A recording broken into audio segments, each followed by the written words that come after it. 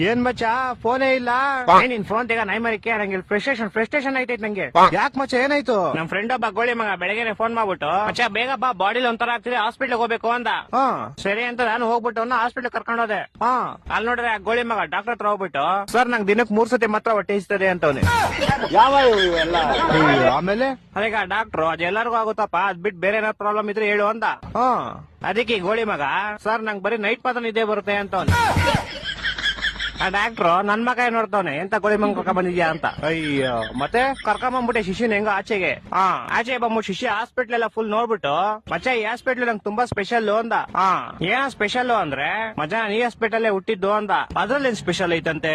ನಾನು same question ಕೇಳ್ದೆಪ್ಪ. ಮಚ್ಚ ನಾನ್ ಚಿಕ್ಕ ವಯಸ್ಸಲ್ಲೇ ಹುಟ್ಬಿಟ್ಟೆ ಅದೇ ಸ್ಪೆಷಲ್ ಅಂತ. ನನ್ನ ಮಕ್ಕಳು ಒಂದೊಂದಲ್ಲ ಅದ್ ಬಿಡಪ್ಪ ಹೋಗ್ಲಿ. ಮಚ್ಚೆ ಹುಟ್ಟಿದ ತಕ್ಷಣ ನಂಗೊಂದ್ ಸೀಕ್ರೆಟ್ ಗೊತ್ತಾಯ್ತು ಅಂದ. ಏನ್ ಸೀಕ್ರೆಟ್ ಅಂದ್ರೆ ಮಚ್ಚೆ ಹುಟ್ಟಿದ ತಕ್ಷಣ ನೋಡ್ತೀನಿ ನೋಡಿದ್ರೆ ನಮ್ಮಮ್ಮ ಲೇಡೀಸು ನಮ್ಮಪ್ಪ ಜೆಂಟ್ಸು ಅಂತ. ಹೊಟ್ಟೆ ಎಷ್ಟು ಉರ್ಸ್ತಾವ್ರೋ ಆ ಪಕ್ವತ್ನ ನೋಡಿದ್ರೆ.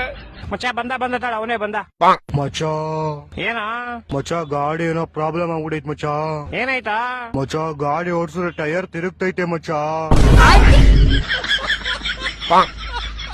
ಮಚ್ಚ ಏನೋ ಮಾಡೋದು ಇವಾಗ? ಮಚ್ಚ ಇದು ಇಲ್ಲೆಲ್ಲೂ ಆಗಲ್ಲ. ಏರೋಪ್ಲೇನ್ ಟೈರ್ ರಿಪೇರಿ ಮಾಡ್ತಾ ಗೊತ್ತಾ? ಅಲ್ಲೇ ಹೋಗ್ಬೇಕು. ಅಲ್ಲಿಗೆ ಫೆಬ್ರವರಿ 30ನೇ ತಾರೀಕು ಹೋಗೋಣ ಸರಿನಾ?